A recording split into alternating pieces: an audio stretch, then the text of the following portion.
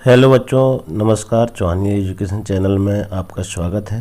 आज हम माध्यमिक शिक्षा मंडल मध्य प्रदेश भोपाल द्वारा हाई स्कूल परीक्षा 2000 हेतु अभ्यास से नमूना प्रश्न पत्र 10वीं एवं 12वीं बोर्ड परीक्षा के लिए जारी किया गया है, जिसमें परीक्षा में आने वाला प्रश्न पत्र किस प्रकार होगा इसे मॉडल प्रश्न पत्र में दिया है। कौन सा प्रश्न कितने अंकों का होगा एवं किस प्रकार होगा, इसकी संपूर्ण जानकारी इस मॉडल प्रश्न पत्र में दी गई है। इसे आप ध्यानपूर्वक आदर्श प्रश्न पत्र समझकर समझने का प्रयास करें, जिससे वार्षिक परीक्षा में 100% आपको सफलता प्राप्त हो सकेगी। हमारे द्वारा 10वीं एवं 12वीं के समस्त विषयों का अभ्यास हेतु वीडियो बनाया जा रहा है, इसलिए आप YouTube पर सर्च करें चौहानिया एजुकेशन चैनल और चैनल को सब्सक्राइब कर लाइक एवं शेयर ज़रूर करें, जिससे कि आपके साथी छात्रों को इसका लाभ मिल सके। आइए अब हम मॉडल प्रश्न पत्र को समझने का प्रयास करेंगे। देखेंगे हम अभ्यास हेतु नमूना प्रश्न पत्र माध्यमिक शिक्षा मंडल मध्य प्रदेश भोपाल हाई स्कूल परीक्षा 2022-23 विषय हिंदी कक्षा 10वीं, जिसका समय रहेगा 3 घंटा, पूर्णांक रहेंगे 75 अंक का। निर्देश दिया हुआ है सभी प्रश्न हल करना अनिवार्य है।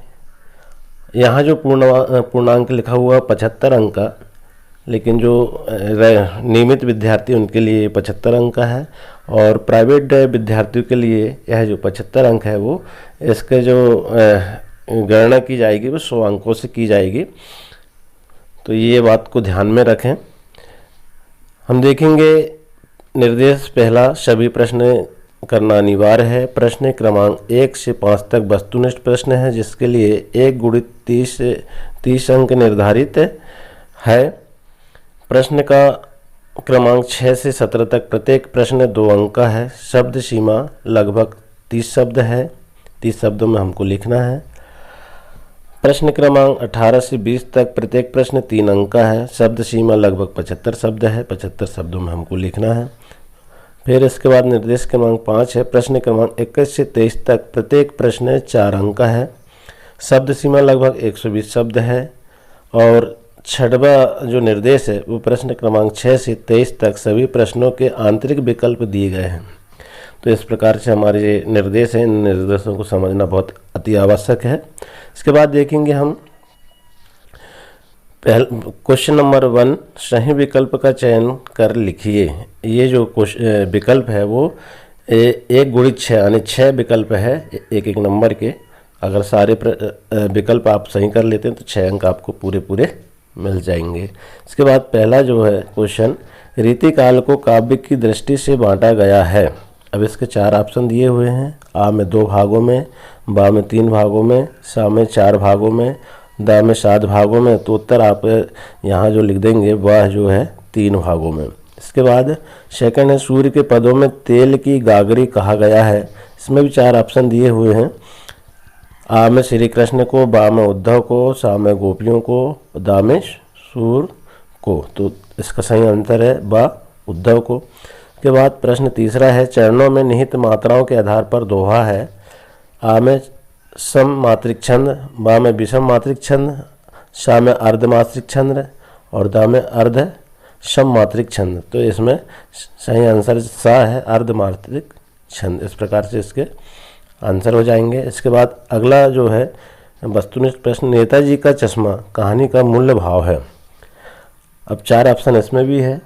आ में शिक्षा का विकास, बा में समाज सुधार, सा में मूर्ति कला का विकास, दा में देशभक्ति की भावना। तो इसका सही आंसर हो जाएगा दा, देशभक्ति की भावना। इसके बाद अगला है, वह धीरे धीरे रोने लगा वाक्य में क्रिया विशेषण शब्द विशेषण का भेद है।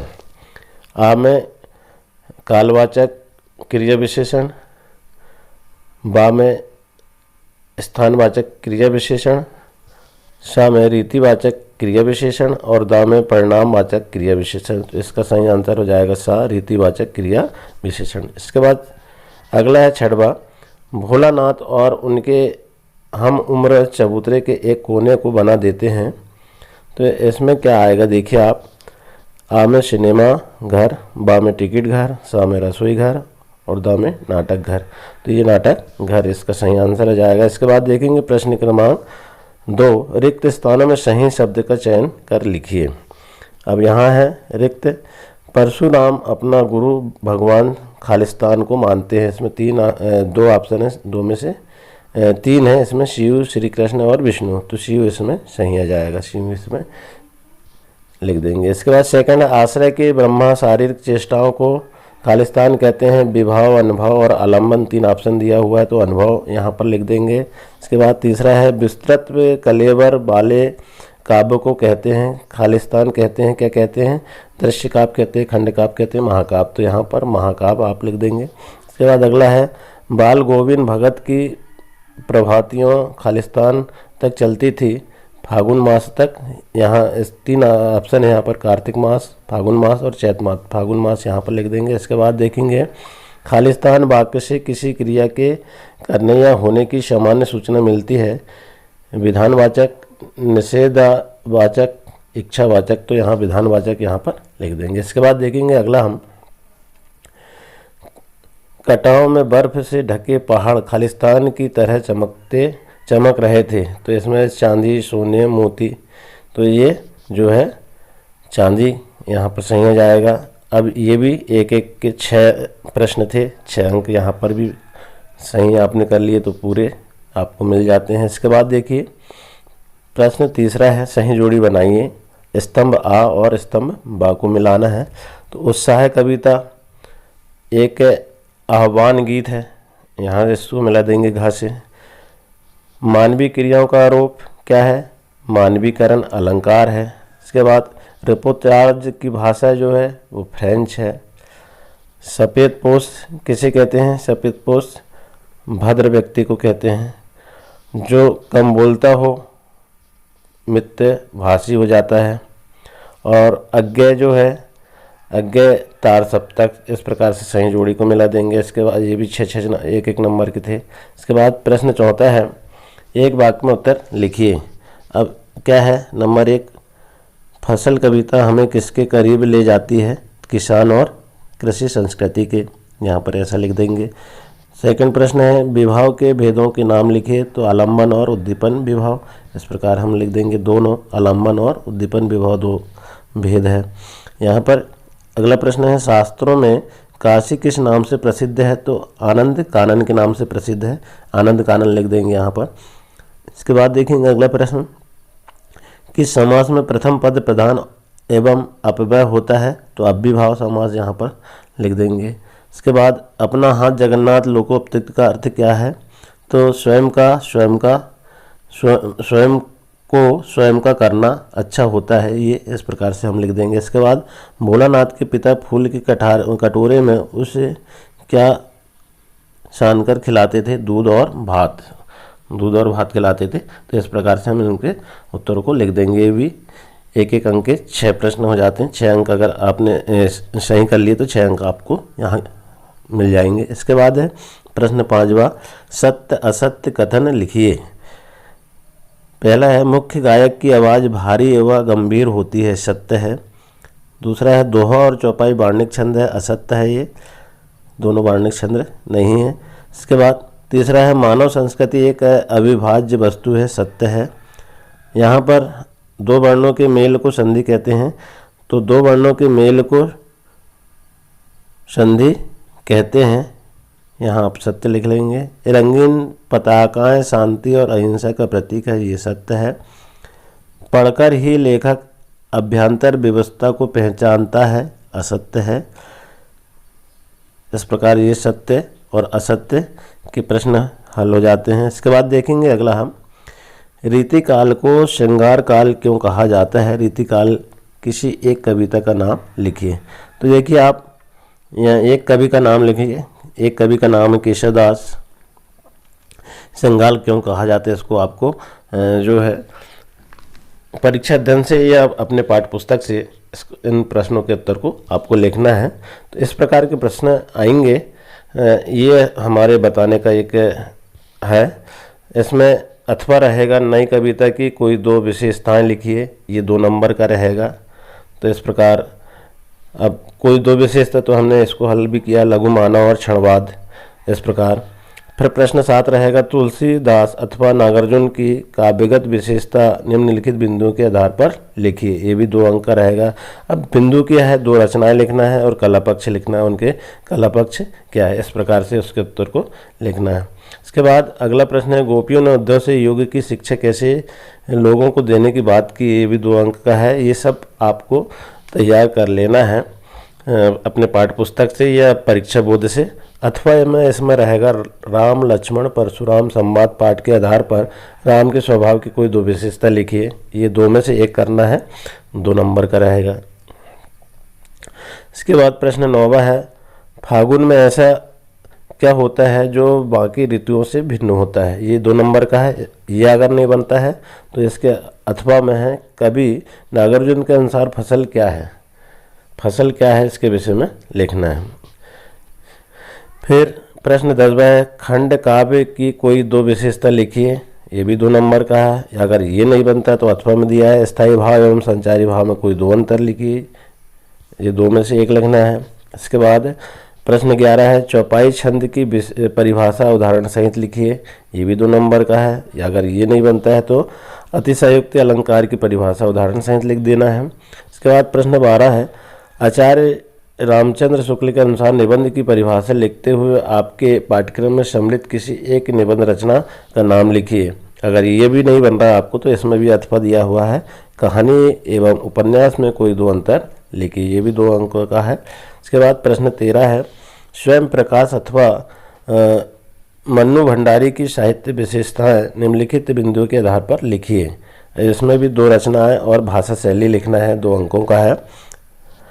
इसके बाद प्रश्न 14 है, सेनानी न होते हुए भी चश्मे वाले को लोग कैप्टन क्यों कहते थे।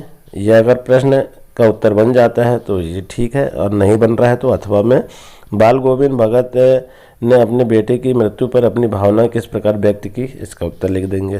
ये भी 2 नंबर का है। इसके बाद प्रश्न 15 है, बिस्मिल्लाह खां को शहनाई की मंगल ध्वनि का नायक क्यों कहा गया है।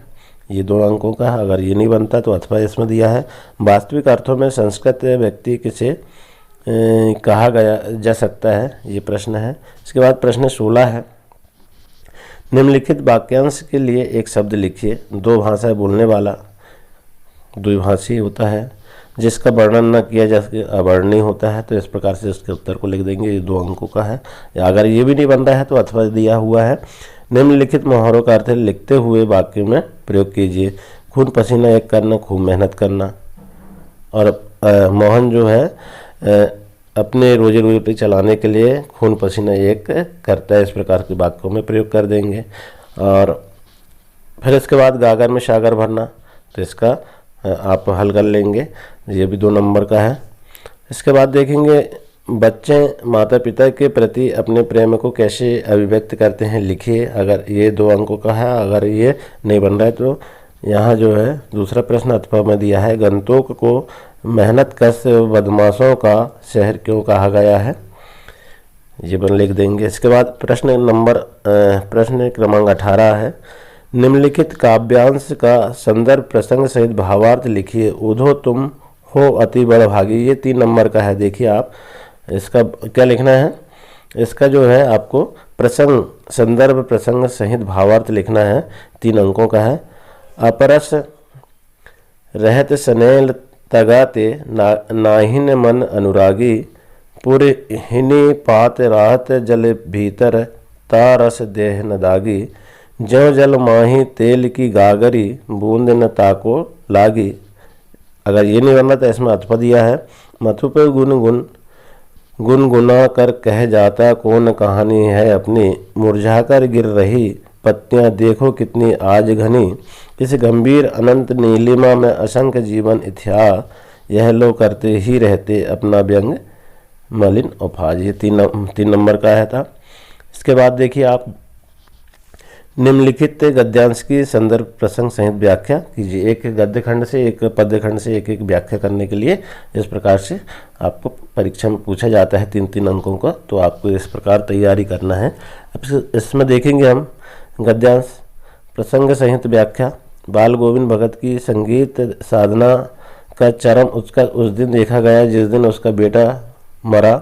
इकलौता बेटा था, वह कुछ सुस्त और बोधा सा था, किंतु इसी कारण बाल गोविंद भगत उसे और भी मानते। उसकी समझ से ऐसे आनंदमियों पर ही ज़्यादा नज़र रखनी चाहिए या प्यार करना चाहिए, क्योंकि ये निगरानी और मोहब्बत के ज़्यादा हकदार होते हैं। अगर ये नहीं बनता तो इसमें अर्थ दिया हुआ है। काशी में संगीत आयोजन की एक परंपरा है। यह आयोजन पिछले कई वर्षों से संकट मोचन मंदिर में होता आया है। यह मंदिर शहर के दक्षिण में लंका पर स्थित है। वह हनुमान जयंती के अवसर पर यहाँ 5 दिनों तक शास्त्रीय व उपशास्त्रीय गायन वादन की उत्कृष्ट सभा होती है। इसमें बिस्मिल्लाह खान अवश्य रहते हैं। अपने मजहब के प्रति अत्यधिक समर्पित उस्ताद बिस्मिल्लाह खां की श्रद्धा काशी विश्वनाथ जी के प्रति अपार है। ये भी 3-3 नंबर के हैं।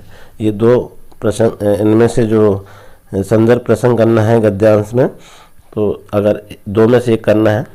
इसके बाद देखेंगे हम प्रश्न 20, मीठी बोली का महत्व विषय पर एक अनुच्छेद लिखिए। ये 3 नंबर का है। अथवा अगर ये नहीं बनता है तो एक आदर्श विज्ञापन की कोई 3 विशेषता लिखिए। 2 में से एक करना है, 3 नंबर का है। इसके बाद प्रश्न 21 है, निम्नलिखित अपठित काव्यांश अथवा गद्यांश को पढ़कर पूरे पूछे गए प्रश्नों के उत्तर लिखिए। ये क्या अपठित, जिससे आपने कभी नहीं पढ़ा है, वो उसको कहते हैं अपठित। और इसी में से हमको उत्तर को छांट करके लिखना है, इसको समझना है और इसी में से हमको उत्तर लिखना है। जैसे श्रम होता सबसे अमूल्य धन, सब जन खूब कमाते, सब अंशक रहते अभाव से, सब इच्छित सुख पाते, राजा प्रजा नहीं कुछ होते मात्र मनुज ही, भाग्य लेख होत है न मनुज का, होता कर्मठ भूज ही। तो इसमें क्या पूछा गया, उपयुक्त काव्यांश का उपयुक्त शीर्षक लिखिए। तो इसमें जो है उपयुक्त शीर्षक जो यहाँ पर बार बार आते हैं, श्रम होता है अमूल्य धन, तो श्रम अमूल्य धन होता है, तो ये इसका शीर्षक आ जाएगा। राजा प्रजा नहीं कुछ होत से कवि का क्या आशय है, तो कवि का इसमें क्या आशय है कि राजा प्रजा कुछ नहीं होते, प्रजा जो है इसमें हम इसमें से राजा प्रजा जो है छांट करके लिख लेंगे। उपयुक्त गद्यांश का भावार्थ लिखिए। इससे जो पूरे पढ़ने के बाद में जो भावार्थ हमारे मन में उत्पन्न हो रहा है उसको हमको लिखना है। अगर इसमें भी अथवा दिया हुआ है और ये है 4 नंबर का। इसके बाद देखेंगे हम अथवा क्या है। कभी कभी लक्ष्य बहुत दूर दिखाई देता है, संदेह होने लगता है कि इस लक्ष्य को प्राप्त कर लेंगे या नहीं। कई बार लक्ष्य प्राप्ति के लिए अनेक प्रयास करने पर भी असफलता मिलती है। इससे मन में निराशा का भाव जागृत हो जाता है। निराशा से प्रसन्नता और शांति नष्ट हो जाती है। आशा उत्साहित करती है। निराशा का भाव अकेले नहीं आता, उसके साथ ही हीनता की भावना का जन्म होता है। असुरक्षा का भाव आता है, तनावों का बवंडर आ जाता है, मन उत्साहहीन हो जाता है। मन में निराशा को नहीं आशा को बसना चाहिए। जो लोग जीवन में आशावादी रहते हैं वही विपरीत परिस्थितियों में भी लक्ष्य प्राप्ति में सक्षम हो सकते हैं। अब इसमें क्या पूछा गया है, उपयुक्त गद्यांश का उपयुक्त शीर्षक लिखने हैं। तो इसमें शीर्षक आप आशा लिख देंगे। निराशा का भाव क्यों जागृत होता है, निराशा का भाव क्यों जागृत होता है, इसमें हम यहाँ पढ़ लेंगे और उसी का उत्तर यहाँ पर लिख देंगे। उपयुक्त गद्यांश का सारांश लिखिए, पूरे पढ़ने के बाद सारांश लिख देंगे। ये 4 नंबर का है, अथवा में दिया हुआ। अगर वो उसके अथवा में वो ऊपर वाला इसका अगर बन जाता है तो उसको लिख देंगे, और वो नहीं बनता तो इसमें से लिख देंगे। इसके बाद देखेंगे हम प्रश्न 22, अपने वार्ड में व्यस्त गंदगी को दूर करने के लिए नगर पालिका अधिकारी को आवेदन पत्र लिखना है। ये 4 नंबर का है। अगर ये भी नहीं बन रहा है तो प्रातःकालीन सैर के लाभ बताते हुए अपने छोटे भाई को पत्र लिखिए। आप जब भ्रमण करने जाते हैं, सुबह घूमने जाते हैं, तो उससे क्या क्या लाभ हुआ है या होते हैं उसके विषय में पत्र लिखकर छोटे भाई को संबोधित कर लिखना है कि आप भी घूमा करो, और इस प्रकार से लिखना है। तो ये 2 में से एक आपसे बने जाएंगे। इसके बाद देखेंगे प्रश्न 23, निम्नलिखित में से किसी एक विषय पर रूपरेखा सहित सारबंधित निबंध लिखिए। नंबर 1, विद्यार्थी जीवन में नैतिक मूल्यों का महत्व, पर्यावरण प्रदूषण में हमारी व्यक्तिगत भूमिका, स्वच्छ भारत अभियान, आज़ादी का अमृत महोत्सव, जल संरक्षण, ये सारे जो है विषय दी गई है रूपरेखा के अनुसार पर आपको निबंध लिखना है। तो ये 4 नंबर का है। तो इसी तरह आपका वार्षिक परीक्षा प्रश्न पूछे जाना है। आशा है बच्चों आपको यह एमपी बोर्ड द्वारा जारी किया गया आदर्श प्रश्न पत्र समझ में आया होगा। इसी तरह हम हमारे द्वारा सारे विषयों के आदर्श प्रश्न पत्र जो है वीडियो के माध्यम से बनाए जा रहे हैं। आप अधिक से अधिक बच्चों तक इस वीडियो को पहुंचाएं। नमस्कार, धन्यवाद।